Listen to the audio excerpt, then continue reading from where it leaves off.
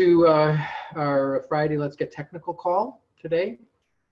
A new universe we're living in, the virtual world. I hope everyone is doing well as one can hope for in this situation, and adapting to the sci-fi world we're living in. Really, it's I'm sure every conversation people have been having has been, where are we? What's happening? What world are we actually living in here today? So we're here on Friday. We've been doing these calls since I think since August or so. So there's been some momentum around bringing people together. So I'm hoping that this helps us learn and engage and hopefully get inspired as we go week to week on these calls, both from an information perspective and also the community that has been coming together. So over the last number of months, we've been having well over 100 people join, and it's been a broader and broader community of people who are involved with this work, which is terrific to be able to maintain that momentum. So just a few words, we'll get started here. Our guest today is Dr. Tiffany Manuel, and we'll introduce her in just a moment. I just want to make a few comments and go through a little bit of housekeeping. Mike is driving the slides. If you could move forward one here, we'll be recording the conversation today like we do on all the calls. I think we have everybody on mute, which is good. Sometimes there's background noise, particularly these days with dogs barking and children screaming. So, but that's fine. We'll try to maintain that background quiet. If you do have a camera on your computer, on your phone, please join, turn it on. It sort of humanizes the conversation a little bit more, and it's nice to see people's face as we're having these conversations. So feel free, and as I joke, you get more points. You get your virtual points, which you can turn in for virtual cookies at the end of the call here. So please do that. We do want to hear from you, and particularly today, we want to have a conversation. While Tiffany has certainly materials to share with us, we're hoping that this is really more of a conversation as possible. So there's a couple of different ways to engage in this. There's a chat bar on your panel there, and certainly you can certainly put in questions. We'll be keeping them, and we will transcribe those as well. You can raise your hand, and as appropriate, you can just jump into the conversation. It's always a little awkward, with a virtual conversation, but what I like to say is one direction is, after you speak, just give it a pause, give it a 1 or 2 second pause, let people sort of jump into the conversation. Sometimes we speak over each other.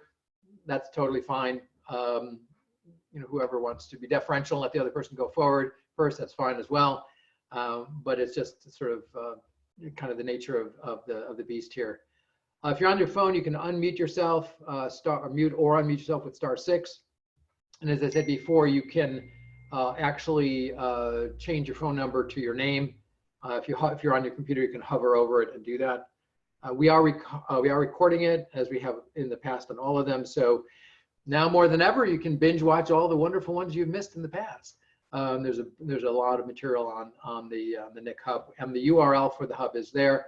I'm assuming most people have joined. If you haven't, please go ahead and sign up. That way, we'll share with you. You'll get a regular communication about the upcoming webinars and other information, and there's a ton of stuff on there. We'll talk more about that in a moment. And so, Mike, if you can advance one. So our agenda today, we're going to do a little bit of introductions for people. And then we're going to dive into this topic of using data to improve population health, and really with a real focus on the issues of bias, disparities, and stereotypes that come along with the use of data or the misuse of data in some ways. And Dr. Manuel will help us with that as we move forward on that. But just a couple of things as we get started here. Mike, if you advance one.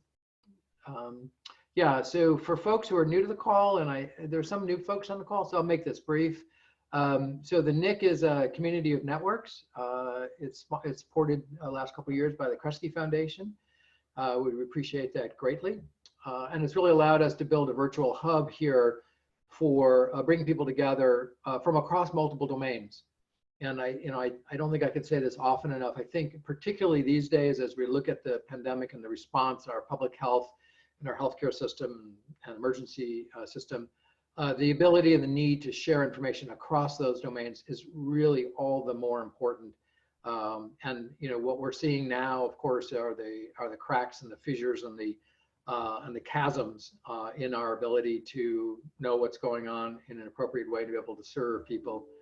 I think one of the maybe upsides or downsides is that one of the things it's doing is it's really exposing in a lot of ways just how many people are at risk. We think about it from our own vantage point, whether or not it's housing or transportation or nutrition, but there are so many people who are at risk, and I think the situation, it's almost obvious to say it, are more at risk than I think anybody will have expected. And how we will respond to that is going to be critically important. One of the things that we've been doing over the last number of months and years is really trying to bring together this community in a meaningful way and begin to share across those domains. And so while from week to week we've been focusing on specific domains, we have also intermittently tried to bring those domains together in conversations and really have those cross-domain conversations. I think today is one of those opportunities, especially where you come from, what your subject matter expertise is, bringing that perspective on the use of data, the ethical use, the responsible use of information and data will be critically important as we really look at going forward. A couple other things. Last week we introduced the action agenda. I think many of you were on that call. And one of the things we are doing is setting up a series of webinars, both specifically to address what we're calling this action agenda, and also to weave together the learning and the knowledge that we're accumulating over time here. And the idea of that is to, over the next year, literally, or next 9-12 months, is to think collectively about what does that agenda look like. I mean, we thought about it sort of pre-virus.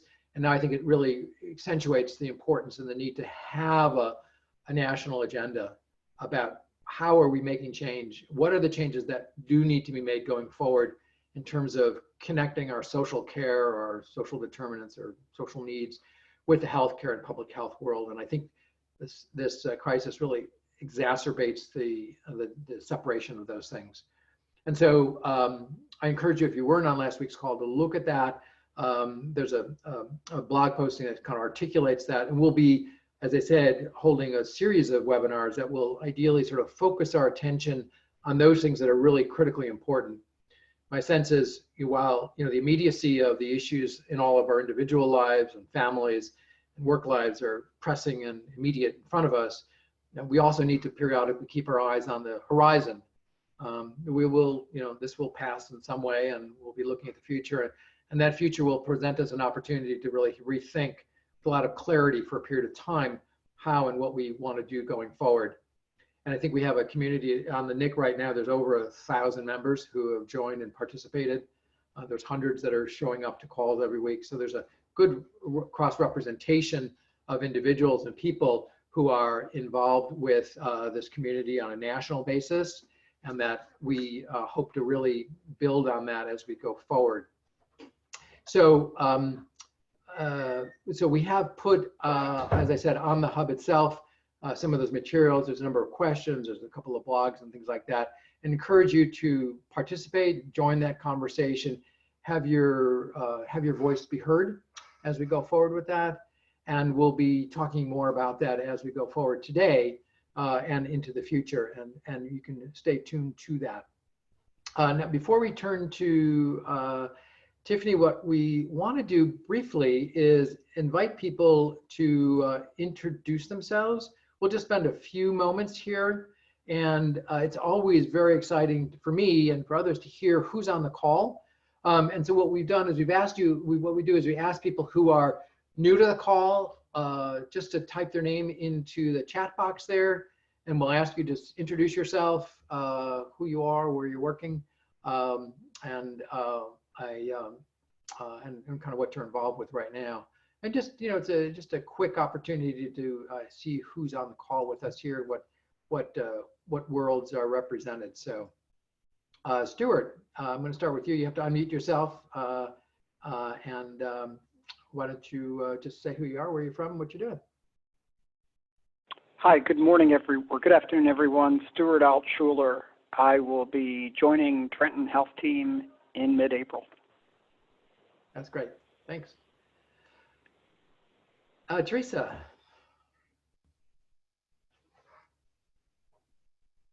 Sure. Can you hear me? Yes. Hi, Teresa. Okay. Hi. Yeah, my name is Therese Wetterman. I'm a director of program services at Health Leads. We're a national nonprofit that works with healthcare institutions and their community partners to address and integrate social health into care. So my CEO actually just told me about this group yesterday and suggested I join the call. Fantastic. Yeah. Thank you. We know Health Leads, and I'm really glad that you're participating. It's great to try to connect the dots here. I think it's really important. So thank you for joining, and welcome to you. Doug. Hi, welcome. Doug Racine. I'm up here in Vermont. I've retired from government. I had been the Secretary of the Agency of Human Services, but a continuing interest in the work that you're doing.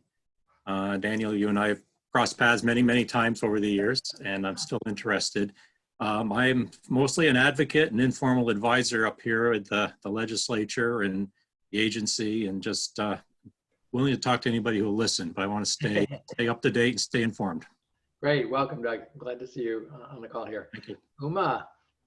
Yeah, hi everyone. Good morning. My name is Uma Lawalia, and after 22 years in government, I'm a consultant now and have joined the dark side or the good side, whichever side you want to call it. And happy to be here. Thank you. Great. All right, anyone else want to introduce themselves? I guess this is Harold Lehman, Johns Hey. Hopkins. Howdy. Been involved with UMA, by the way, and Daniel in the past, and working on the Clinical Data Research Network activities from PCORI, as well as education here at Johns Hopkins and informatics. Welcome, Harold. So I take it grand rounds were canceled today? Well, yes, they are. Welcome. I'm glad you can make it regardless of the circumstances. Welcome to the call here. Thank you. Margaret.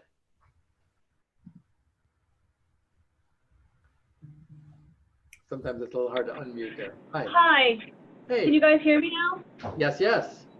Hi, I'm Margaret Almeida. I'm the director of the Integrated Care here in Manchester, New Hampshire. It's a SAMHSA-funded grant project between FQHC, medical partners, and the Community Mental Health Center. You're doing great work there. Thank you for joining. Betsy. Hi, everybody. This is Betsy Burtis. I am with Amoskeag Health, also in Manchester, New Hampshire. So I like to work with Margaret, who you just met. And I am the Chief Officer for Integrated Health Services at an FQHC. Great. Welcome. Thank you very much. Okay, going once, going twice. Any other intros? Okay, so we can, if you so choose as we get into the conversation here, it's great to introduce yourself a little bit from where you are as we get into the conversation. And I'll point out as well on the NIC Hub that there's a pretty easy way to search for people on there. If you go onto the member section, you can find people who are on this call and elsewhere and check their profiles and what they're interested in as well in those particular areas that they're involved with in their work. So with that, Mike, could you advance? Thanks. Yeah, so we've got the URL there. Next slide, moving right along. Yeah, I mentioned this just briefly. We won't spend much time on it. This is the strategic action agenda purpose. And as I said earlier, it's really a collective effort to put our best thinking together cross-domain to really think about what we need to do upstream. There's a lot of efforts, a lot of energy around that. and I would love to see this opportunity now for us to sort of collaboratively put forward with what is was likely to be a massive infusion of investment in our health and human services systems as we go forward over the next few years. Let's see if we can have a concerted, sort of consolidated focus on what really matters. So there's some material written on that. We invite you to participate in the conversation, to join. We have an informal group that's starting to really think about this, to really form this agenda as we go forward. And so welcome to that. And I think that's a great transition now to introduce Tiffany. So, so I had the great pleasure of actually a couple of times meeting Tiffany, once at the All In conference a couple of years ago when you spoke, and I think you blew everybody out of the room, certainly me, or out of our seats rather, I might say, more appropriately. Just you know, your approach to thinking about data and information and the world you come from, and really focusing the conversation on how to use data in a way that is appropriate and helps drive the conversation forward was very impressive to me. And so Tiffany spoke at one of our conferences we held in New England a couple of years ago to a group of about 100 folks. It's a similar message around data, the use of data. How does that work, and what do we need to be really mindful of and cognizant in our work every day, both the, you know, sort of the benefits of it and then also the challenges of it.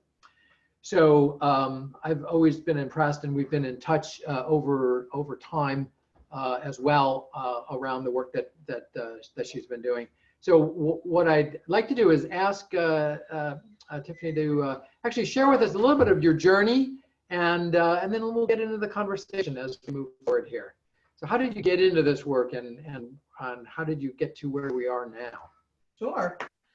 So welcome everybody, and thanks for the invitation, Dan, and all for inviting me here. I'm delighted to be with you today. It's a little bit of a surreal moment for all of us. So as we say, the new normal, you all were before your time in terms of thinking about how you build this kind of group online and make it really thoughtful for folks who are interested in this kind of information. So I'm happy to join you.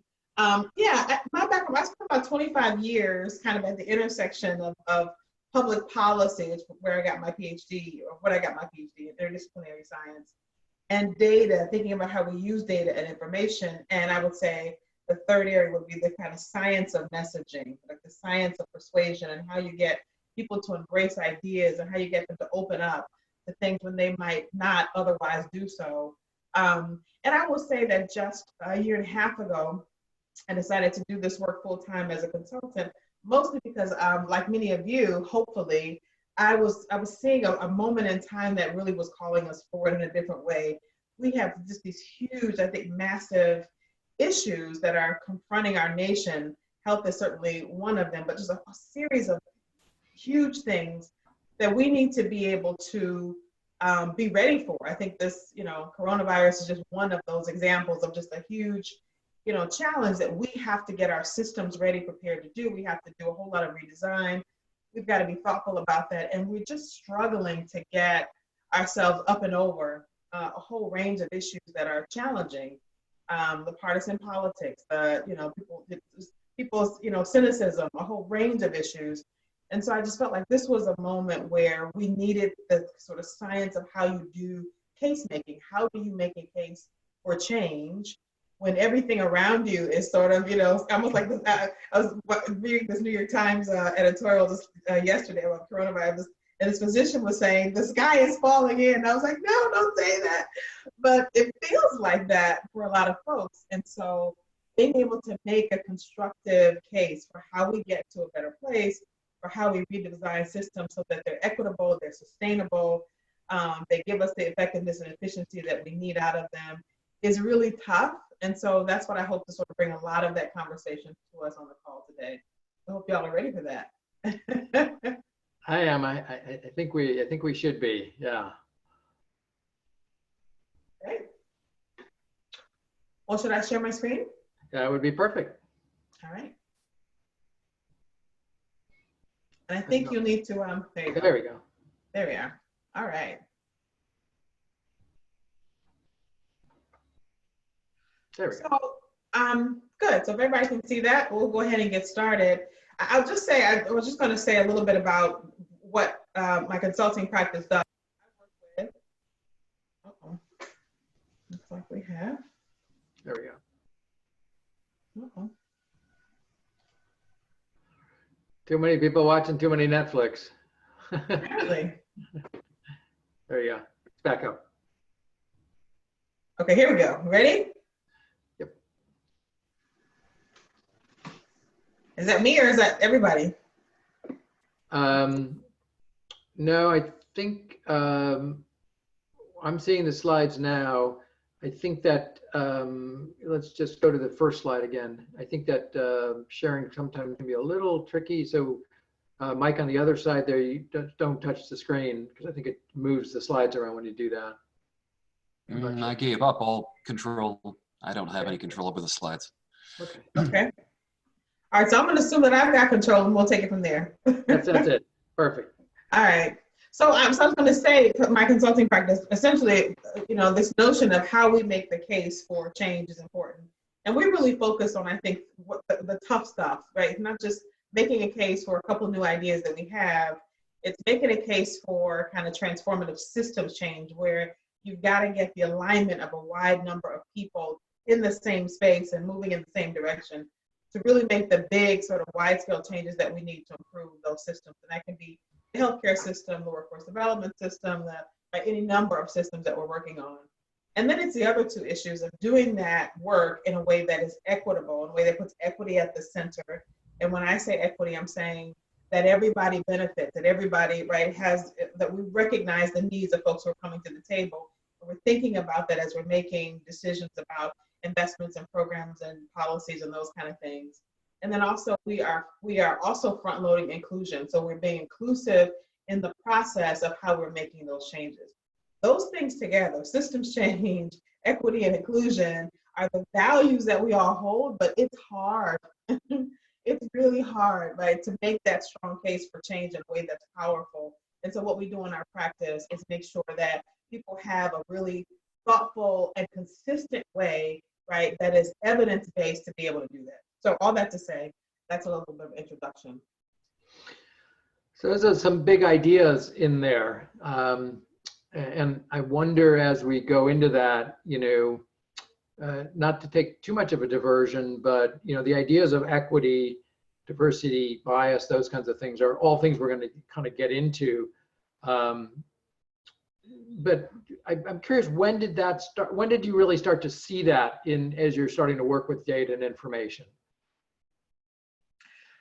So for me, I think I really started to see that as really, mostly on the data side of things, working in data systems and the healthcare system. I was working for the Department of Health and Human Services for Secretary Levin under Bush.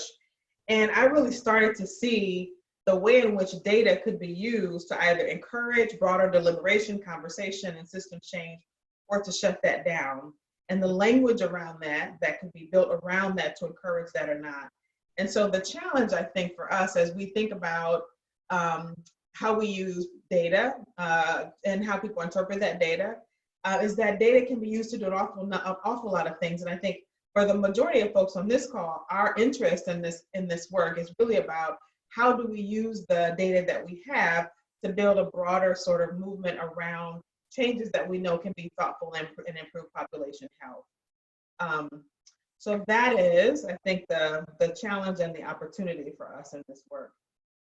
Yeah. And I think we're no longer seeing my slides here. They're not. So I'm going to make an executive decision here to close out of one and close into another. Okay. Decision here. Stop doing there. I think you got a backup computer there to help, right? I do.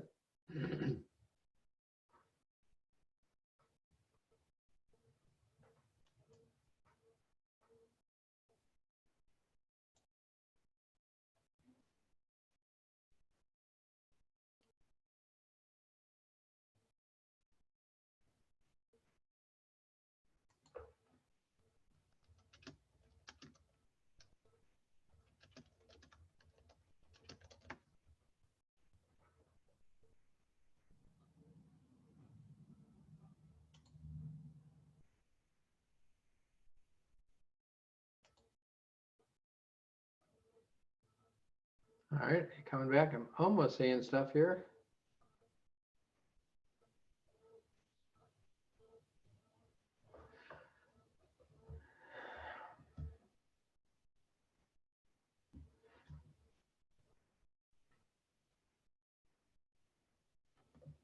Tiffany, are you still there?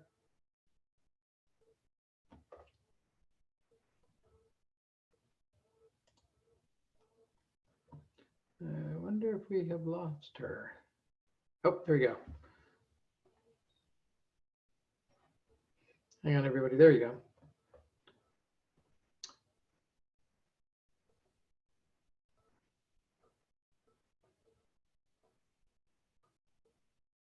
Okay, we're not hearing you. Got to unmute, you got to unmute yourself.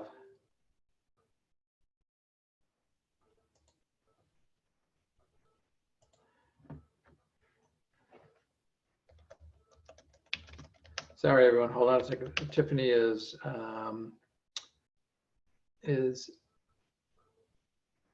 we don't hear your voice here.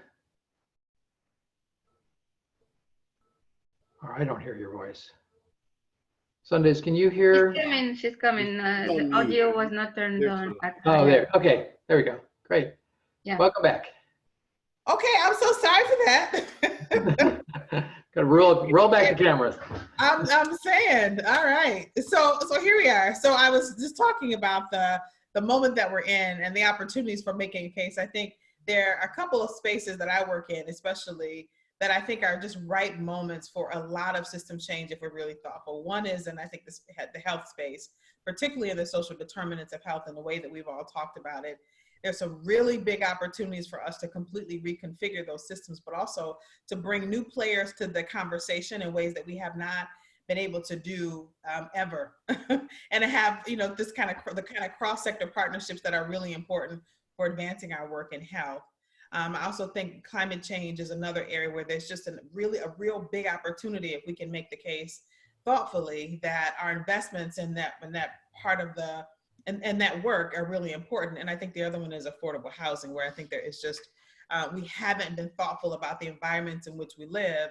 And for the first time in a long time, there's a real opportunity to do that. All of those, of course, to me are linked, right? The way that most of us probably think about those systems are interrelated and linked. But I think there have been some impediments overall to our being able to advance those conversations fully in a bigger, broader public conversation. So the conversation I want to have with us today is then how do we then make the case for the kind of policies, programs, and investments that improve population health, right? Especially in this kind of current environment where all of those things seem to be in crisis and people feel like there's a crisis around us. And then really explicitly, how do we advance that conversation in a way that does not reinforce kind of the harmful stereotypes that can often come along with those bodies of work? So if folks are really on for that, then we are, and you're in the right place, we're gonna have that conversation. So I would say let's just ground in terms of where we are. Oh boy, we are, as they say, may you live in interesting times, don't we ever, right? There's just a whole lot of information about this coronavirus that is, some of it is information that's helpful, and some of it I can't sort of suss out what's going to be helpful in terms of building the public conversation. But we know that this is what folks are exposed to and kind of the current day, right, conversation. I'm going to use some of just where we are at this moment, the corona situation, to help illustrate, I think, some of both the challenges and the opportunities of the conversation that we probably want to have around these issues. So, I mean, when you look at these headlines, it's just interesting that it's just like, and I want for this presentation you to be thinking about the broader public, the folks who may not always have all the information, they may not have the best, networks, right, to get, solid information from, and the way they are likely receiving, right, all of this kind of information coming in. This can be pretty daunting, right? I was just this morning in an informal setting, listening to a religious leader say a whole lot of things that were just a whole lot of misinformation. And it was so demoralizing, right, to hear leadership sort of spend time pushing people away from information that's really helpful. And it made me somewhat demoralized. But in those times, I think, you know, coming back and being centered in what do we know about what helps to pull people forward, and countering some of that, it sort of makes me more optimistic about some of what I think we can do in this moment because we have people's attention. So what I want to do, if we can do a little bit of a poll, is I want to ask you, how are you feeling? And of course, I'm going to ask you a leading question because that's the way that I'm feeling. I'm trying to stay optimistic. So, you know, how are you feeling, you know, about all the data that's being shared? That maybe the data that we're sharing could be a turning point in our efforts to build broader public support, right? Is this really a moment where we feel the data that's being shared can help build stronger support, especially for creating and sustaining, I think, not bigger, but more sustainable public health systems? I think we were talking about on the phone before folks got on that this is a moment that feels like it's helping people be present for the first time into just how strong or what's the what's the strength of the capacity of our public health systems, and where are some of the places where we probably need to shore up our resources. And so I'd love to just kind of get a pulse on that. So I'm going to ask you, if you have access to it, there is a program that I often use called Menti. And so if you go to www.menti.com and you type in the code 942719, I want to get a pulse for those on the call in terms of how you're feeling about, how optimistic you're feeling about the current circumstances, and whether it's a turning point, you think, for how we begin to make this stronger case for equitable and sustainable public health systems. Tiffany, can I ask, this is Adam Pertman with Stewards. Sure. Can I ask a clarifying question? Yes. When you talk about data in this context, are we also talking about information generally? You know, the president standing up and saying there are masks, or somebody else saying there aren't masks. That's data, that's information. Yeah. And that's the sort of, I think, some of the confusion, some of the issue about accuracy that we are dealing with on a day-to-day basis. How does that fit into your definition and how you're thinking about this?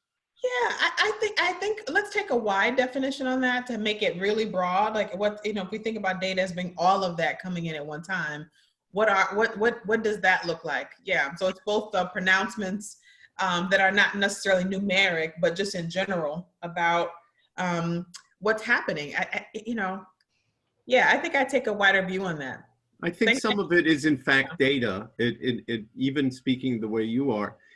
Whether tests are available or not, it's not an exact data point, but it really is relevant to a lot of the questions that you're discussing. So yeah, I think a wide net sounds good. Absolutely. Absolutely.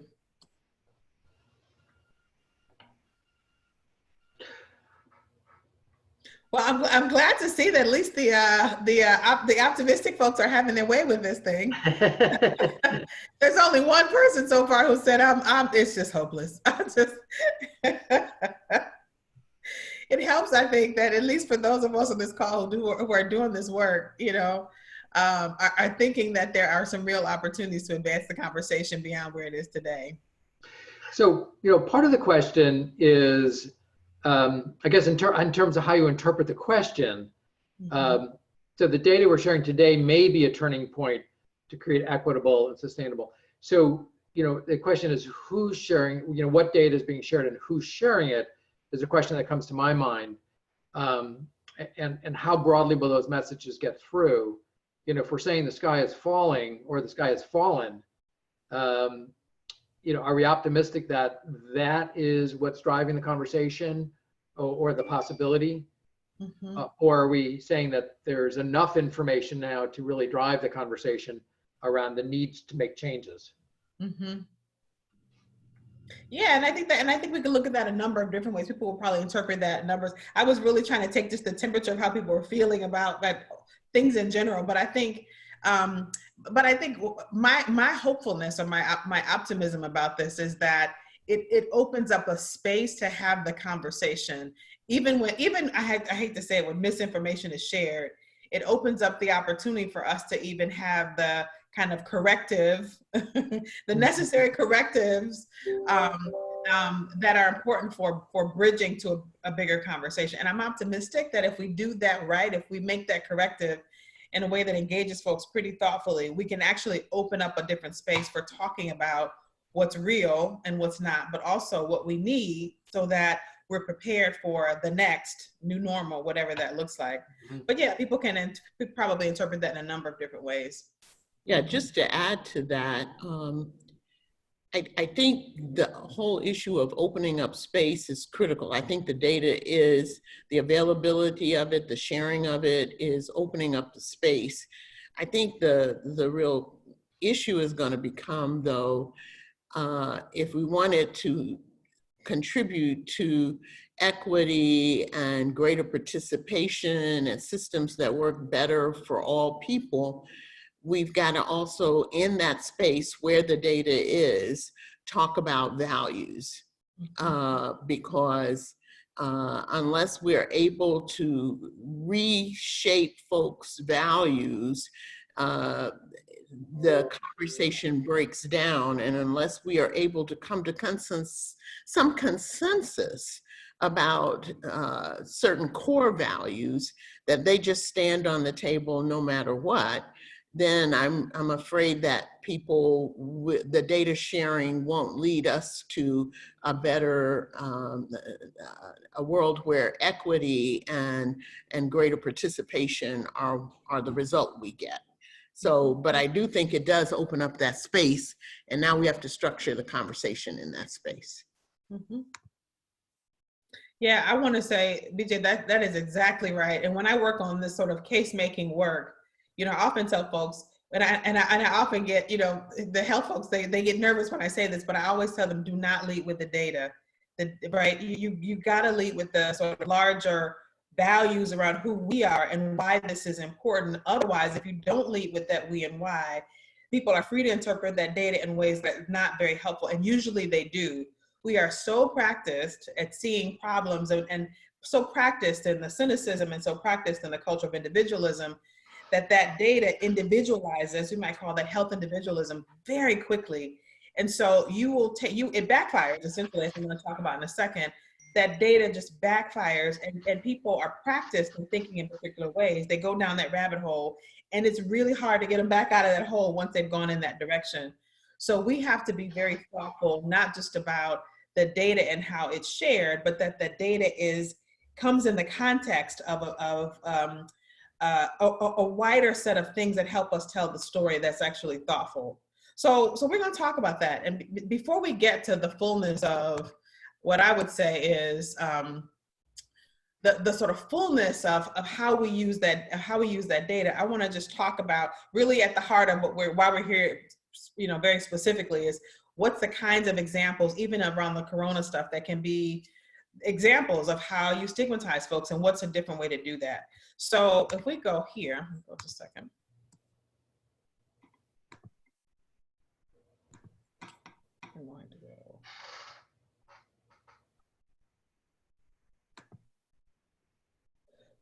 So we do have some issues, right? We are, and they're, you know, and I want to introduce this in a very nonpartisan way. I know that people have various political viewpoints, so the purpose of this slide is not to promote or denigrate any political position, but I know that when you are talking about and introducing issues and data, and you say things, you use terminology like attaching a place or a particular thing to something that is negative, it reinforces all those kind of social stigmas. So much so that the World Health Organization came out just a couple of days ago to try and get in front of some of what was essentially what's happened with people trying to identify this virus with a particular group of folks and stigmatizing folks. And they had some really good language, and I'll share the link with everybody here, but some really strong do's and don'ts. And one of the core do's and don'ts was, you know, as you talk about this issue, don't attach locations or ethnicity to the disease. So you're not trying to do that, because you know that when you do that, it stigmatizes folks. And actually came with a whole series of recommendations that I think can be helpful. If you look at, hopefully people can see this on the screen, Yep. They were talking about things like you don't refer to people with the disease as COVID cases or victims. People are not cases and they're not victims, right? We can talk about people who are being treated for, people who are recovering from, people who might have even passed away or died after contracting. That's a different way of having a conversation about that. That you don't talk about, people who are suspected to have or alleged, right? You don't do that, right? You can say people who may have, right, or people who are presumptive for, right, is a different way of having that conversation. That you don't talk about people transmitting this or infecting other people and spreading the virus, right? You talk about people acquiring or contracting, right? That's a different conversation. And so there's some other things listed there. I won't go through all of them, but I'll make the list of the sort of messaging guidelines they had, which I thought were very helpful, available to everybody here. I think the major thing is to help us to step back, to just be thoughtful about how we can sometimes label folks, even without doing that on purpose, and what those labels mean. We have to get in front of that, not just because it stigmatizes folks, but also because I'll talk about in our presentation today, those labels have behavioral assumptions embedded in them that get embedded in policy and that get embedded in the way that we treat each other.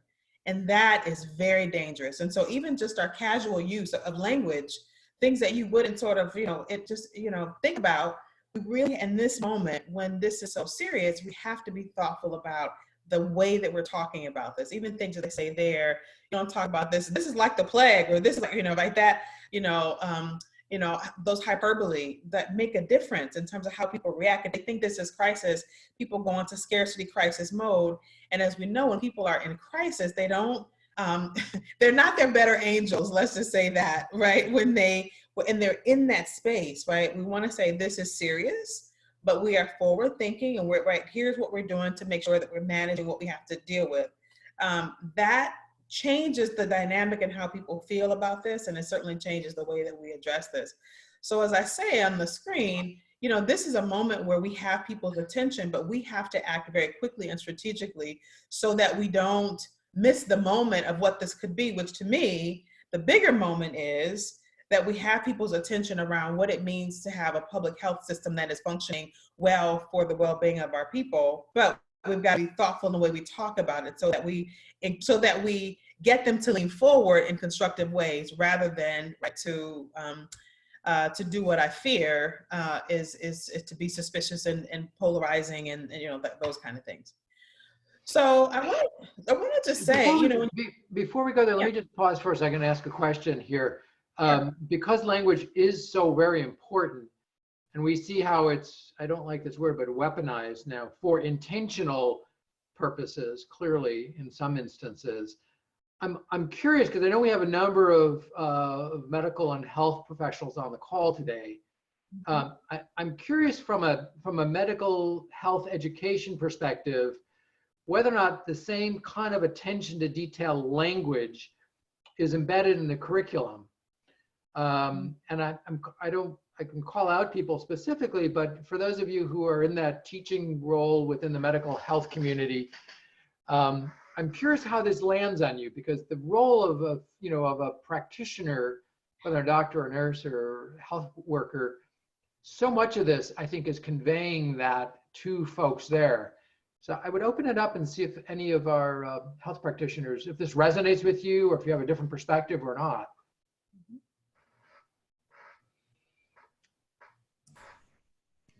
Don't be shy. I'll just say at Johns Hopkins, we're incredibly sensitive to all language and indications of bias, and from the students all the way through the administration and the faculty. So I don't know that that's an issue. I was hoping, Harold, you would speak up, given the important role that you have in teaching this work. And I'm interested in the intentionality of the choice of language when working with people, and I'm glad to hear that. I'm not surprised. No, it's quite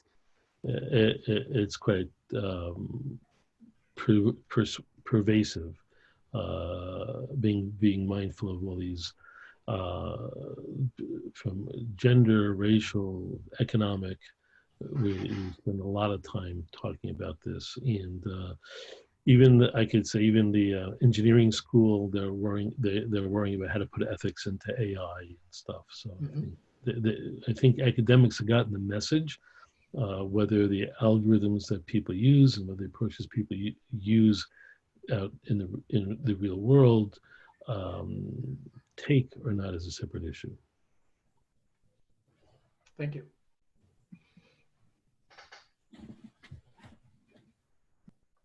So this is Uma. Can you hear me? I have sort of a question, right? That we have all been talking about equity and social determinants for a long time. We talk about, inclusion and we put these concepts out there. But I think one of the questions that I wrestle with is how do we make it safe for people to push out in some of our workplaces where it's not acceptable, right, to be biased, or at least we ostensibly say that's true. Whether we practice it in our everyday work as a community, I think is a slightly different question. But in the workplace, for the most part, we say these values are not acceptable. But how do we make it safe for people to have those conversations where people can express themselves and then be corrected, right? Or to collaboratively reach a different, different equilibrium, if you will, that is truly around equity as opposed to pretending to be about equity. I feel like we do a lot of pretending, but not really bringing that conversation out to the forefront of what's driving people's belief system and make it safe for those conversations. And I don't know that we know how to have those safe conversations, honestly, because it pushes so many buttons. So I would say that's exactly right. And that's exactly why I do the work that I do, because we don't. we don't. And we have those conversations very awkwardly. And I would have to say that a lot of the way that we do have those conversations actually make it worse. I talk in my work and in my practice a lot about what happens when you don't have those conversations well, that you get one of three things. In fact, I'm gonna jump around a little bit because I know we're a little bit pressed for time. I'm gonna say that some of the ways, what happens when we don't address those issues very well, right? One of three things happens. Either it backfires on us, which is the very folks that you need to lean in and embrace these issues of equity and inclusion and actually move further away from you. They actually, it's not just that they don't hear you and they don't agree with you, but they actually move further away from you in terms of their support on these issues. Which is devastating, because that's not the whole reason for us communicating about these issues. And you want to pull people forward, right, into not only just having the value system, but the operationalization of what it means to embrace equity and inclusion and systems change. And then they don't lean into that. The other thing that happens when we don't set those conversations up well, even if they hear them, is that we get what I call backpacks. In my book, I call them backfires, backpacks, and bedtime stories. You get backpacks, which are just enough, right, resources that you need to solve the immediate crisis, but not to solve the bigger problem. We were talking on a conference, BJ and a bunch of us earlier this week, and we were having this very conversation where you get just enough resources where you can give people a little bit of stimulus package or whatever it is, right? Or you get people food stamps, or you get people whatever the little thing is, but not enough to actually transform their lives so that they really are thriving. And so we get just a little bit, but we don't get the system change that actually makes sure that we have systems that support people, and that's not helpful. Or we get people just sort of retelling those bedtime stories, or I call those dominant narratives, where there's a set of narratives that we tell ourselves that are not very helpful, like the conversation about individualism, or this conversation here where this notion of dependency, which is huge in the health space. People get you dependent on you, right? There was a large conversation with the Department of HHS about dependency. In fact, we used to do a report called Welfare Dependency, which was ridiculous in many different ways, but I won't go there. And we tell ourselves these bedtime stories. Well, back in my day, people didn't need, back in my day, which are those bedtime stories, none of that is actually very helpful to the kind of narratives that we need to shape. And I'll just say that, you know, we're very practiced in telling each other those narratives, the sort of narrative of, in this culture, the narrative of racial difference, right? That we are somehow different, culturally we're different, and so therefore we don't, the reason why you see differences in health or differences in wealth or whatever that is because of the innate differences in who we are racially, which is not helpful. Or telling ourselves the narrative around individualism or dependency. Like if we help people, that'll make them dependent and they won't want to work. And so because we've really practiced in those kind of narratives, it's really hard, even when you have great data, to counter that because we're practiced. And so one of the things that I will say on this call is we need more practice telling ourselves narratives that are about hope, aspiration, and interdependence. We need practice telling ourselves narratives around systems and how systems enhance our well-being and what those systems need to thrive. And until we get really good at telling those narratives, to your question, we just make things worse. And so part of the work that I do is saying, stop that. You know, there's a great article in the Stanford Social Innovation Review where they was talking about public health campaigns and how, to some extent, because the way they're often organized, that they can be that they can backfire and not get what they're supposed to get, and they can make things worse, right? Because they're reinforcing those old narratives without challenging those in any way.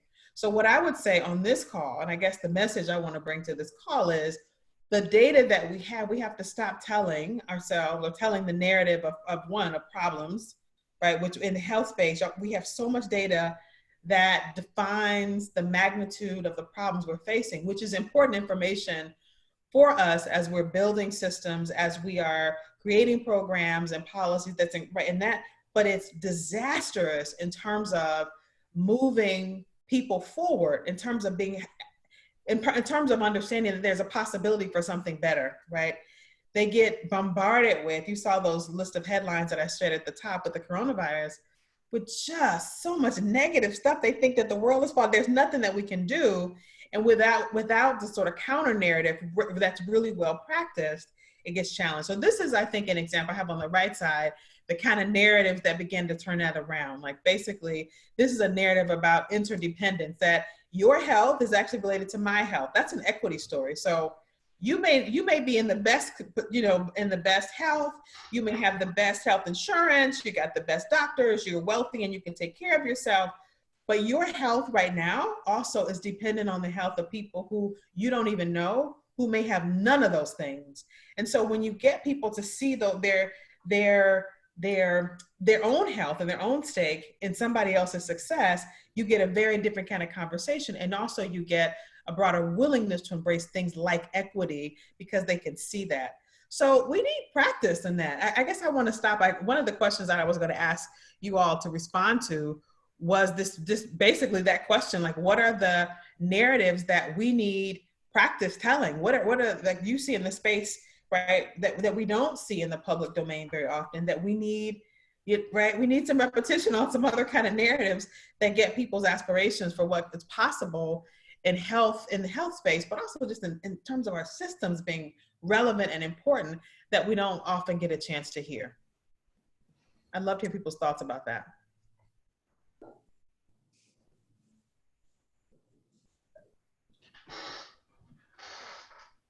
Well, one of the things, this is Daniel, one of the things while people are bringing their thoughts together on that is, I think, related a bit to Marta's conversation here in the chat, which is our ability to think short, medium, and long term, because so much of our world is dependent on or focused on sort of immediate response, right, or short-term results, or our ability to sort of define what the outcomes are in the short term.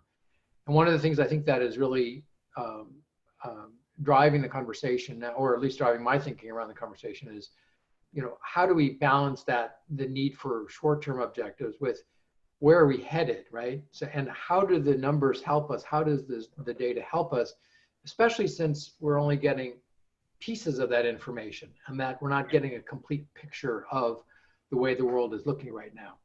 Mhm. That's exactly right.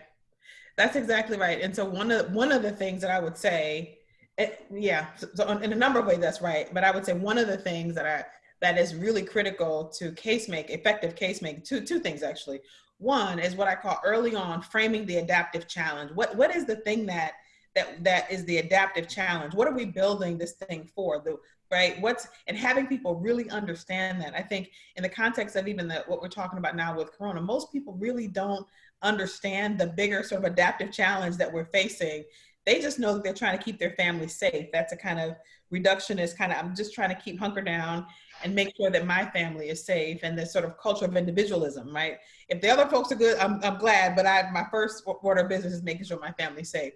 There's nothing wrong with that, but it doesn't sort of relate to the bigger, longer term trajectory of what we need, right? The adaptive resources we need as we move forward as a nation, as a society, as a species, right? That's the thing that we're planning forward.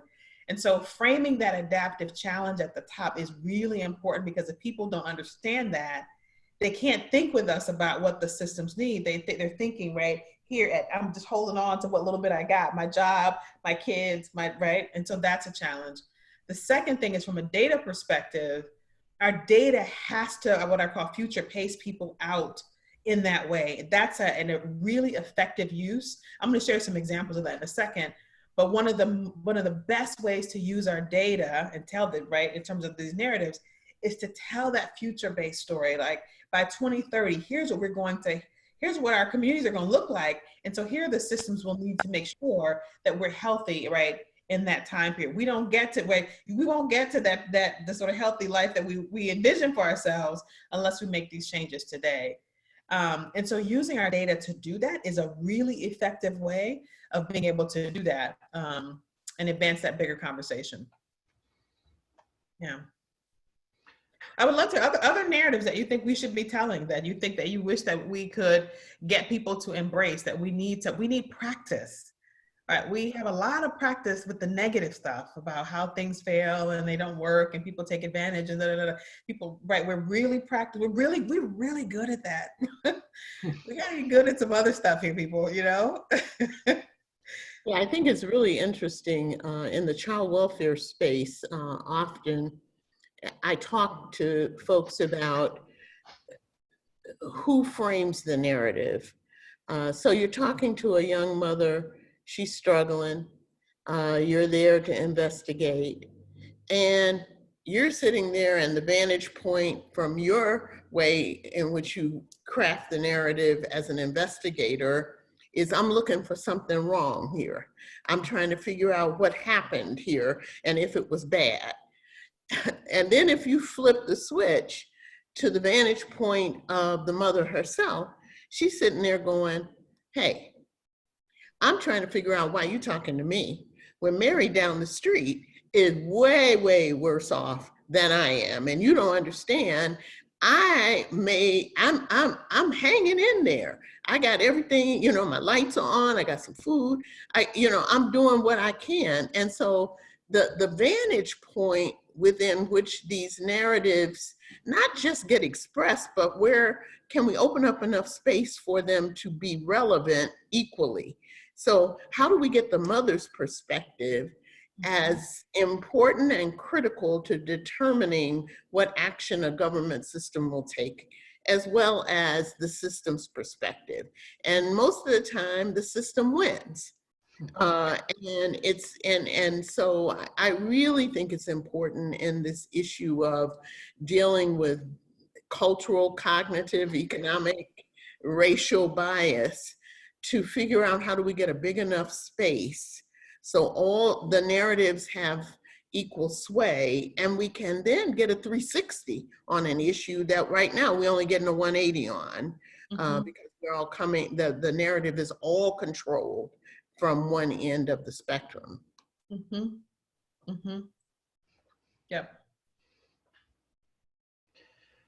You know, one of the things that we've talked about a lot, I think, BJ, you're sort of referencing that, is how do we actually get a full picture right? Because in so many ways, our systems are so isolated and siloed. We're just getting a slice of the information, right? We're only getting a particular vantage point because of either regulatory requirements. We need to collect this information. And yet we know there are so many other factors that are contributing to that. And I'm wondering how much of that has to do with our familiarity or our comfort with being able to use information in a broad enough way to be able to gather the kind of broad scale intelligence we need to be able to address the more complex issues and have that perspective. And I'm wondering, particularly these days, as this pandemic is kind of potentially, sort of uncovering the challenge that we have, and so many people have in so many ways that, are sort of coming out of the cracks, right? We knew who we were targeting before with our programs, but now there's a whole other bunch of people out there that we may not have ever had a sense that we're so close to the edge or had the ability to see that. And so how do we broaden our view of that? And I'm curious, Tiffany, how you think about that in terms of a broader, comprehensive view of people and families and communities. Yeah, and I think so. I think a lot of that has to do, obviously, from my vantage, with how we engage folks, right? Both in terms of how we make the case, but just also the engagement process. The other thing I think about that is just a real respect for the benefits of inclusion. When you get people who represent diverse viewpoints and diverse communities and diverse perspectives, you tend to, what you do proliferate the kind of narratives of aspiration and hope, and right, in a very interesting way that forces you to reconcile that. What often happens is when people pull their narratives forward, we're often not prepared to deal with, right, what those narratives are, and so we retreat back to what, our programs and who they serve, and our policies and who they serve, and we don't give ourselves the space to open up to what it really means to address what folks are really feeling. So a good example of that is, I used to work for a housing organization, and we were doing we're giving out grants to communities to have these sort of very focused conversations about what their housing needs and what the communities were. And I just remember so vividly, we were having these larger conversations in a particular community. And one of the women just stood up and said, listen, I get we're here to talk about housing, but I'm gonna tell you, in this community, the main thing that we're suffering, we need transportation. There's no way to get to any jobs. If we got access to jobs, that would help a lot of stuff. And so most folks here, and so people started nodding their heads, and so they wanted to have a conversation about transportation and what was going on. And so so it was interesting, the conversation, like, well, we don't control any of that transportation resources, but we can help you with housing stuff. Right. And they said, okay, but that's not, we're telling you from the vantage point of people who live here, our challenge is actually that's not the biggest issue we're concerned about. Our concerns are here. And so again, that when you really open up a space for folks to have these conversations and to really express their narrative, then you got to be ready to address what actually is being said through those narratives. And because we're often bound by our silos in terms of policies and issues, and when we can't deal with that, we shut those narratives down and go back to business as usual. And that is often a challenge. And that's not something I think that is about necessarily just about our unwillingness to hear people. It's the way that our programs and policies are structured in a way that are not very holistic, and right, make it more difficult for us to open up and sort of hear people and then respond in a way that is more transformative and thoughtful and holistic.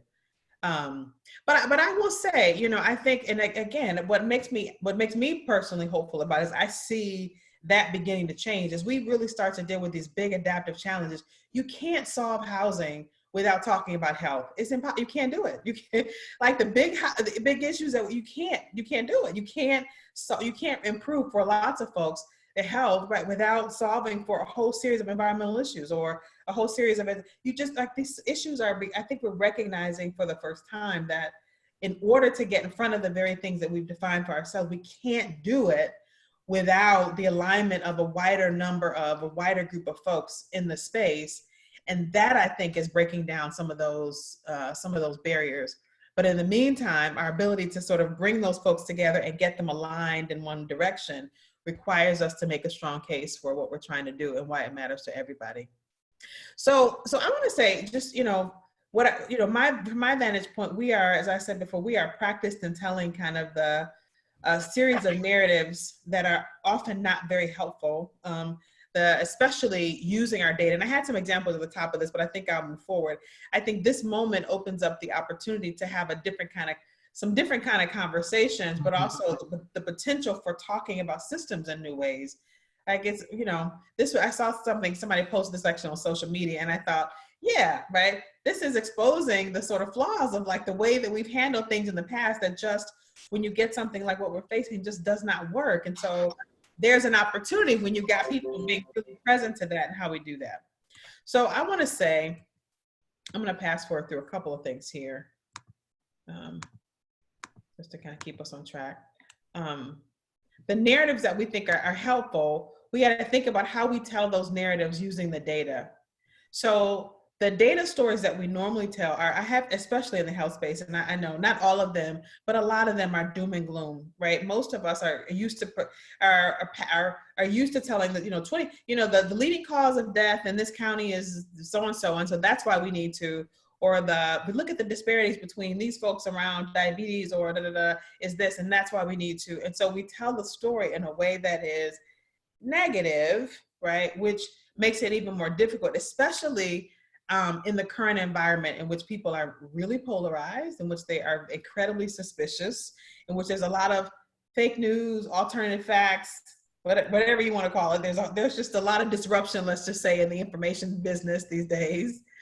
That we have to be thoughtful about the way that we use our data. And I usually, when I do these presentations, I usually give folks a whole bunch of examples of the way that our data is not very helpful.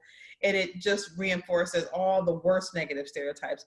What I'd like to do now is just talk about what are some better ways to use data to not only just get us out of the habit of reinforcing those old stereotypes, but actually having people lean forward. And I will say data is not the only thing that you need to be able to do that, but it's certainly a part of the case that we're making to folks.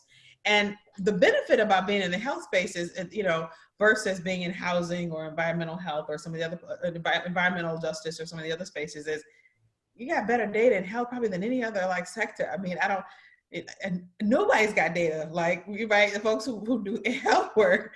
And so you've got really great data to share. The challenge is, how do you share it in a way that helps folks to lean into these big conversations that they might not otherwise lean into? So as I said before, a lot of the work that I do is putting together the sort of evidence-based practice for how you do that. So a lot of the stuff I'm going to talk about comes out of the field building guide that we put together. And there are 10 strategies in that for how you actually help people to lean forward. So the one that we're talking about today is really, I think, the data spaces, how we anchor and credential solutions, is one of the most, I think, profound things we can do to help people to lean into the conversation. There are other things, and I think some of you on the call were just talking about these other things. Like I think the values conversation BJ was talking about early comes, you got to set that we and that why as the intention in the conversation before you do anything else. Otherwise, the data itself can backfire on you. And so this is not a linear, you got to do 1, 2, 3, 4, 5, right, in order before you get to that. But it's just saying that there are some things that are really fundamental to effective case making, and we've got to be thoughtful about how we do it. So one of the things that are in the platform around this, the principles are, we've got to start using our data to anchor, credential the solutions. We do so much credentialing and anchoring of problems, and that is disastrous for building public will. And I want to say too, before I start this part of it, this is a little bit of a conversation, and then I'll open it up for questions, is that, you all also in the health space have an awesome responsibility. On the one hand, you just got to get basic public health information there's a way that you got to kind of get some, but there's also a way in which can we get that information out in a way that inspires people to lean forward. And I think that's the thing that I'm talking about on this call. Can we get that in a way that doesn't stigmatize folks, but actually brings folks forward because they're leaning into a conversation that's about equity and some of the issues in that way, shape, or form. So let me just say, all of the work that you see in the case-making work that I do is about how we use sort of what would be cognitive biases in our favor. So I'll talk a lot about future pacing and anchoring. All these things that we know are just kind of the way cognitively we're wired, right? And how do you help our case making take advantage of that. And one of the ways we're anchored or we're wired is in terms of anchoring. When you start a conversation, you anchor people in a particular set of data or way of thinking about an issue. It anchors their thinking. And so the subsequent conversation that happens after that centers around that, right? Because that's the way our brains work. You start a conversation, our associative properties associate lots of things with that particular thing. It pulls in all that information and then we start to have the conversation from there. So if you know that the way our brains are wired, especially around data, is that it anchors people in a way of thinking, you got to start them differently. You can't anchor people in problems and expect them to get to solutions, because they get anchored in what the problems are, and then they want to adjudicate who caused it, who did what to who, what happened, right? Which is not very helpful if your goal is to get people to lean into what some solutions are. So I have put a few kind of slides here just to talk about, if we're going to use data, like what are some of the ways we could use data to really leverage a bigger conversation.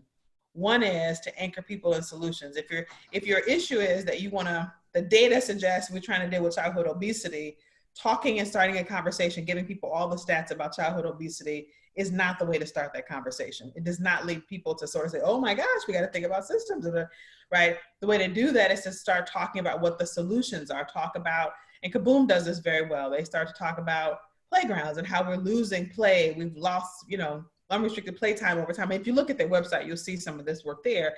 All their stuff is about playtime and how kids are losing unrestricted playtime, and how how many playgrounds are dilapidated across the country, which means that kids don't have the opportunities to get enough exercise, and because of that, these negative consequences happen. So less in terms of anchoring people in credentialing the problem, credential what the solutions are, right? And you see this in the international context as well, where they used to talk a lot about malaria in terms of the prevalence and incidence of malaria, and they're now shifting to talk about what the solutions are. They want you to know more about malaria nets, which are relatively inexpensive, which are really effective, which last a long time, and credential that and center you so that your thinking is all about malaria nets and why aren't they available and how do you get them and right? Versus, and it's not that you're trying to, you're not addressing what the problem is, it's that you're centering and anchoring the conversation in what it means to have a solution, right? Talking about what that solution is, and then to some extent, right, talking about when we don't invest in, here's what the consequences are. In the housing space, a similar thing, less talking about how much renter households are spending in housing and right, and more. And so this is an important one. If you're going to use data around this, you want to use data to tell a bigger story of us, because what happens is, we're talking about this issue of stereotypes and bias. When you only sort of take a slice of one group of folks, you slice it out and then talk about their activities versus everybody else, then it's easy to other those people. Well, why are those renter households doing that? Why are they paying so much? Do they not know how to manage their money? Why don't they do something different? Why don't they get better job? Right, and because you've taken a slice out of that, right, and then it allows folks, it gives people the opportunity to other those folks. Whereas if you take the entire spectrum and you were to say, actually all of us, no matter what income you're in, are paying more as a percentage, or most of us are paying a bigger percentage of our income for housing. But the folks who can least afford, right, because of the incomes they earn to pay the differential, are folks who are earning low wages, who are maybe working low, or jobs that don't pay very well, right, in the cities in which they're at. That's it makes it harder for me now to other those folks, right, who are more challenged, who need these resources that we're talking about in terms of housing. Because I now see this as a function of all of us, right, are facing this, right, but some folks may be facing that even more. So again, if you're going to share this kind of data, right, think about the ways you can avoid that kind of othering by sharing the information about all of us, and then pulling out, right, the conversation about what some folks, right, who can most, bear the cost of what it means to be of this issue, because we aren't resolving this issue in the way that we could. Can I jump in here for a second? Yeah, go ahead. I'm curious. We've got about 15 minutes left or so before we end the session here. I was pinging with Doug and a couple of other public sector folks who've been in the role of being able to influence public policy at the legislative level. And I'm curious, as you're hearing these, this kind of positioning of data and information, because so much of what we're collecting and so much of what we're reporting is defined by the, by regulatory requirements or funding requirements. I'm wondering how how you see this as a way, and can you make this kind of argument in front of a legislature or in front of political leaders in a way that's effective? Because the tendency is to sort of do what you say we're not supposed to do, which is to say, look at how big this problem and how many people are affected, right? As opposed to saying, sort of positioning it differently. Right. And I'm thinking about how do we move the conversation in an effective way to accomplish that? Yeah, I think so. That's a great question, Dan, because I think a large part of the challenge, so let me step back. A large part of the challenge that we've been conditioned also to do this dance with legislators, where my problem is the biggest problem ever. The challenge is that everybody's got a crisis now, right? So even when you suggest that to legislators, because this is, no, we really have a crisis in opioid addiction. No, we really have a crisis in disease prevention. No, we really have a crisis in housing. No, we everything's a crisis. And so when everything is a crisis, right, then even legislators don't even have the vocabulary to understand why they should be prioritizing some of these issues over others, right? So it doesn't actually help them. This kind of messaging actually helps them. You're talking about what's the smartest investment? Like, what is the investment in children's obesity program, and what does that yield us, right? What's the benefit of that, right? And so when you get folks who can have that conversation, even here, when you get people who can talk about what the investment yields, what's the return on the investment, right, over time of investing in whatever that is, that gives them then the talking points to be able to make that case, right, to their legislative colleagues, but also when they got to go back and they have to explain to their constituents why they put more money into this versus that, right, then they then have the talking points. So for a lot of the folks that I work with, like the shift actually helps them, and they're surprised, right, to some extent, that they can shift out of that sort of problem mode of thinking to a conversation about what does it mean to invest? What happened to the year when we invest, not just today, but over time in this particular set of programs and body of work? What do we all, and not just what do the kids get, but what do we all get, all of us, right, because we're making this investment in the future. And as we think about the Corona stuff, I think, this is the moment to make that case. Like, this is when you invest, right, in what it means, our public health is, all of us benefit from that, because our health is so intertwined at this point, right? You benefit even if you are the richest guy on the block and you got a ventilator at home and you got round the clock, medical supervision. You still benefit, right, when the folks who you don't even know across town have those resources as well. I hope that's helpful. Mm-hmm. And I just had some examples of, just because I wanted to give you all examples of people using that data and talking about systems, less of talking about kids who are at risk, which is another way of labeling folks, which is not very helpful, and more of talking about the adaptive structures, more of talking about how kids thrive, right? When we invest 12 ways teachers can build stronger resilience in there, here's what happens, when we laws in 4 states require and encourage us to provide water because we know what water does to, right, whatever that is. The investment in people makes a difference. And here's the way that this bears out. The last one I will do, I have a bunch of these, but I'll just, because I know we're in interest of time. Yeah, we're going to have to open it up for some conversation. I know a couple people have really kind of jump in here. So yeah. So the last one I want to offer up is just what we were talking about earlier, which is this notion of the short-term and long-term, that it actually helps us when we future pace people out a little bit more. And we talk about the collaborative spirit around that future pacing. We all have to work together to make sure that we, right, that's what's on the left side of this, but the right side is that future pacing, which is by 2026, by 2030, whatever, when we invest in whatever this is, so services for the homeless, for folks who are experiencing homelessness, or folks who are experiencing coronavirus, whatever it is, here's what we get, right, as a society, because we've been able to do that. When you pace people out, they're much more optimistic about the opportunities for change than they are when you mire them in the data of today and then expect them to do something about that. When you mire them in data that's today, so when you say 20% of kids last year in this county couldn't do then they want to adjudicate who's to blame. Well, policymakers didn't do this and But when you pace people out into the future is something that hasn't happened yet. So it's something we can create together. There's no sort of playbook about who did something wrong and didn't do what they're supposed to do. We're all on the hook for creating that, right? It helps folks to lean into that conversation differently than they would if we created that data for today. Right. So I want to stop there and say I'd love to sort of open it up. And the main thing I want people to think about as we talk, especially from a data perspective, is how you can use that data, not just to avoid stereotyping folks in a particular way, but also how you can use the data that you have to leverage a bigger conversation that people can lean into.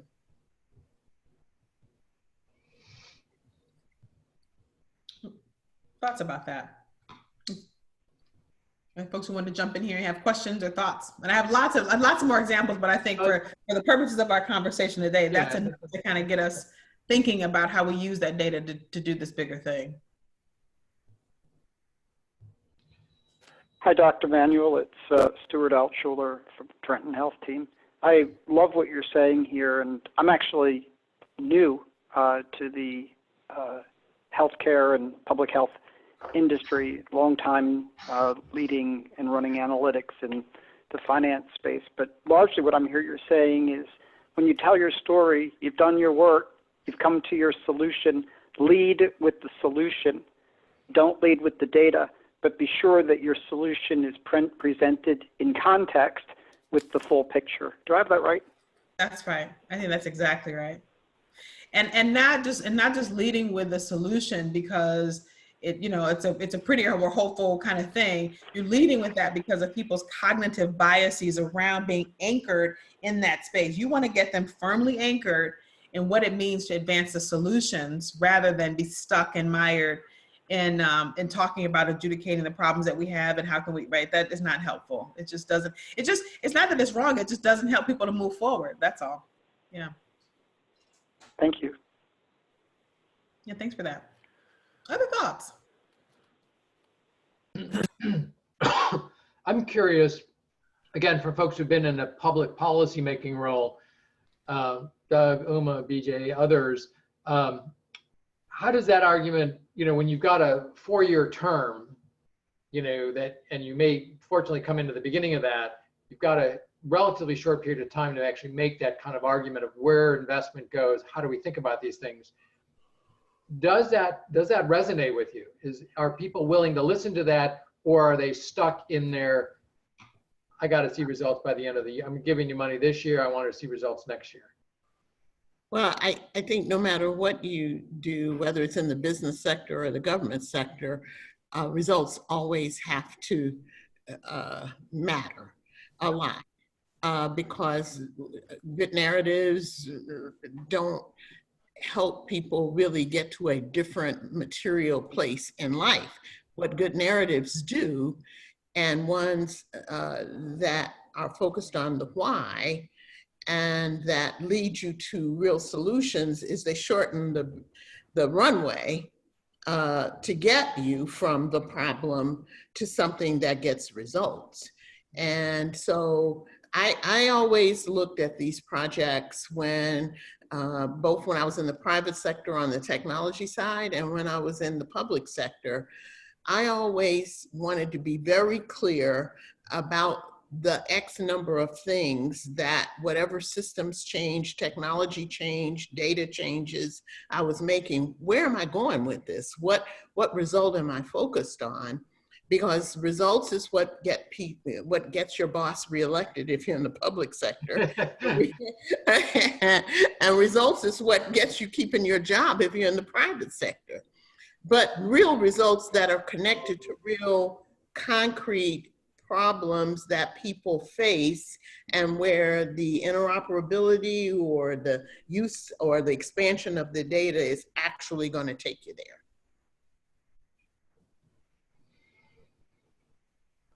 Other thoughts or comments?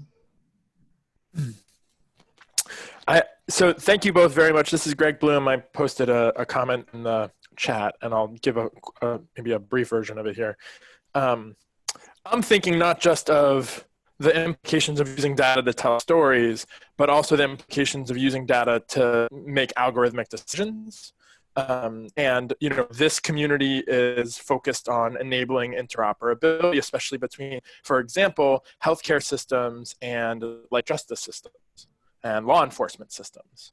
And so when I've brought up questions in the past about the potential for unanticipatable and maybe even lawful harms that can come from enabling integration between these systems, the response is typically like, well, you need a data use agreement, you need to specify what this is for, or maybe the legal framework, maybe the regulatory framework should evolve, right? But like all of that was like someone else should be responsible for making sure that integrating these systems doesn't unintentionally cause harm. And I guess my question to you all is, what responsibility do you think those technical actors and the policymakers are enabling these different systems that have different values to interact?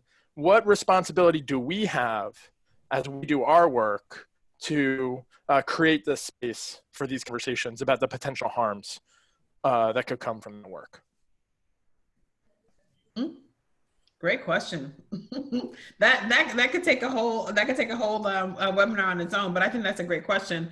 And I think that we are all responsible for that. And I think, we talked earlier on this call about something that I think can get at exactly what you're talking about, which is the inclusive process around the data that we're creating and what we're reporting out. When you get folks around the table to talk about the meaning of that data, right, and interpreting that data, what should be happening is you should be ground truthing that data in ways that help, right, to go back and say, wait a minute, the way that we are not only building our algorithms to produce this data, but the resulting implication of those data, there's some challenges with that, right? When you start to ground truth that data, it becomes a very different situation. When you start to say, we looked at the data and there's clearly enough parks, or there's clearly enough, in this community to get people that people should be exercising in, and that we don't know. When you talk to people in the neighborhood, they may say, well, yeah, there are parks in the neighborhood, but those parks are dangerous, right? There are drug dealers in the parks, or there are needles in the park, or whatever, which is happening in a lot of cities because of the growing problems of homelessness. People are, shooting up in the park and so there are some places where they don't even want the parks anymore, right? But when you ground truth the data, people will say, no, I don't have any place for my children to play. The parks that you see on your maps that you say are enough for don't actually exist in my community. When you ground truth that data, then you got to go back and say, well, wait a minute. How do we arrive at not only just the data that we got that said parks are the way to solve this problem, but the interpretation of that, if you have that, then you also have places where kids can play and we can address issues of obesity and all the other things that go along with that. So I think it's this inclusiveness conversation. This is why that is so important around the issue of the data that we're creating, the way that we're creating, and then the way that it's being interpreted for policy and for intervention. I'd love to hear other thoughts on that if folks have difference of opinion or other ways of thinking about that. Great question. We'll keep the lines open for a few more minutes. I know we're at time, but I'm assuming people, this is an engaging conversation. So if there's a few more comments, we can keep going and then we can move it offline there. Hi, it's Doug Racine. I've operated in the government sector, mostly in the legislature, but sometimes a few years in the executive branch. I think what's really most important is to take these conversations and get to the decision makers. I often spoke to advocacy groups, and this is about advocacy here, that you need the champions. You need the champions in the governor's office, hopefully, or a champion in the legislature. And sometimes you need champions in the media as well. But it's getting to, the challenge is to get this kind of information, this kind of thinking to the folks who have control of the money. I mean, it really comes down to how money is appropriated, what programs, what the priorities are. So it's moving the conversation from groups like this and other groups to the legislature and to the governor's office, because none of it's going to happen, nothing's going to change unless the folks who are deciding where the money goes are invested in making this kind of change and moving this kind of conversation forward. Yeah, totally agree. So that's in many ways what we're hoping to do with the sort of the action agenda that we'll be building over the next 6-9 months.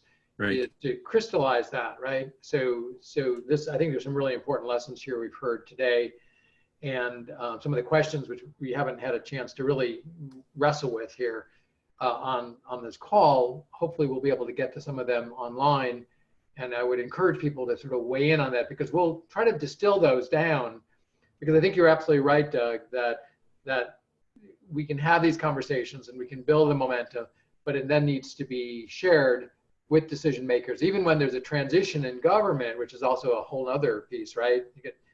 You go spend a couple of years trying to get, sort of plow the fields, and then all of a sudden, boom, another cast of political leaders.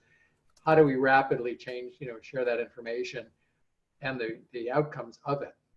There are actually plenty of opportunities. Election time is a good opportunity to get the attention of those who want your votes. Mm-hmm. Also, when there's a crisis, it's a good time to talk about systems and better systems and solutions like this, because people are paying closer attention. Some of you know that a few years ago, Vermont went through its own crisis with child protection. Two toddlers were murdered, and they had been in our within like a couple of months of each other. And obviously, it was something that had to be dealt with, and trying to get the legislature to move from, well, who's to blame, to what are the systems issues that allowed this to happen? How could we have prevented it with better systems? And it was an opportunity to make some systems changes that didn't exist before we had a crisis and a tragedy tragedies like we faced. And to add to that, and to Greg's point, I think sometimes we forget that it's often the technology people who will persist on the ground through a variety of different administrations. And a lot of times, by the time someone new leadership comes on board, whether it's at the executive level or whether it's just your direct boss and who's going to head up technology, a lot of work has happened on the ground to do technology systems. And so we really need to make sure that the technologists themselves are in the room when we talk about why we're doing the work, and then get them invested in it. So, because in government, a lot of things happen under the radar. And so we need to influence the under the radar people and engage them so that their value system is in alignment with a why that is righteous in regards to diversity, equity, whatever word you want to use. So I think it's really important. I always used to make sure my technology people were in the room so that just in case we stopped looking at them or we had a major crisis in government and all of our attention was elsewhere, they knew which way to keep building the ship, which way we wanted it to go. No, Doug Racine again. I totally agree with that one. When I was heading my agency, the technology people were part of the policy planning groups. Technology it was a tool, and I wanted them to develop tools consistent with the vision and mission of my agency. And when I was there, I think it was quite effective.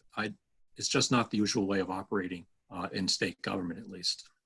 It certainly isn't. And just a funny story, when I built a new system, when I was heading up Health and Human Services in Georgia, I made the technology company, a major technology company, move into one of my local offices to develop the system. Usually they would rent some corporate suite somewhere and, they'd come back and forth, but I made them actually move into the office. That meant they had to have their coffee next to people who were doing the work. They had their lunch next to those people. They, went to bathroom breaks with those people. And sooner or later you start to build they start to get a sense of the voice of the system from the perspective of the people who need to use it. And the solution turned out to be quite different because of that. That's great. That's wonderful. So I want to thank Tiffany and everyone who's participated today. I feel like this conversation can continue on for a while. I know we haven't by any means exhausted it at all. One of the things we'll do is we'll post some of the questions up on the NIC Hub itself, and I'll invite Tiffany and others to weigh in on it.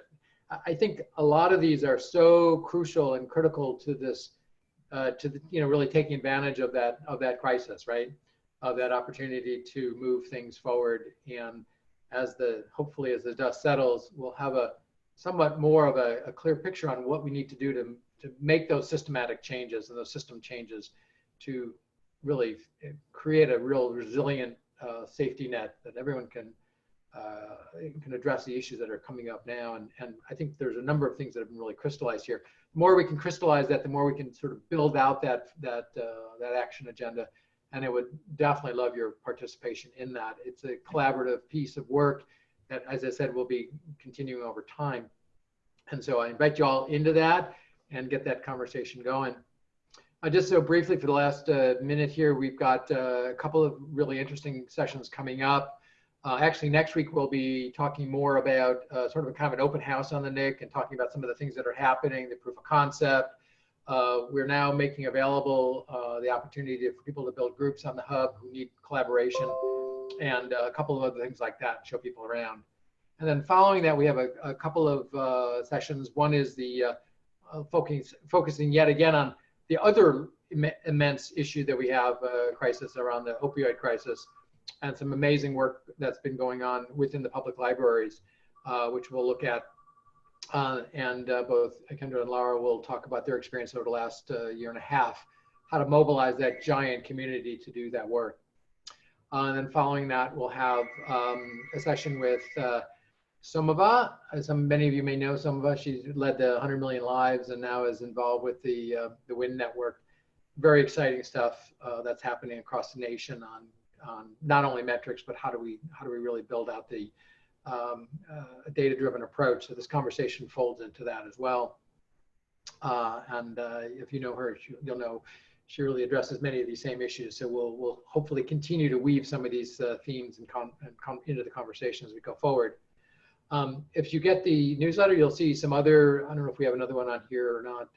Yep. But we have another couple of sessions planned that are coming up. One with the Agency for Healthcare, Health Resources and Quality, HRQ, which is a well-kept secret in terms of the data that's available through federal government right now. And a series of other conversations we'll be having, both related to the action agenda and that we talked about, and also some work hopefully with Pew on civil justice and civil legal technology. So there's a whole series of things that we'll be rolling out over the next number of months, and we hope to engage everyone in this conversation and bring the conversation together so that we're really looking at the various pieces and components of it. And I want to thank you for sticking with the call here today. Please share it with your colleagues and emails, participate in the network, and we'll look forward to talking to you next week. And so with that, thank you. Have a safe, not too isolated weekend. and thank you again, Tiffany, for presenting today. Thank you all. We'll catch up with you all soon. Thanks so much. Great job, Tiffany. Thank you. Bye-bye. Bye.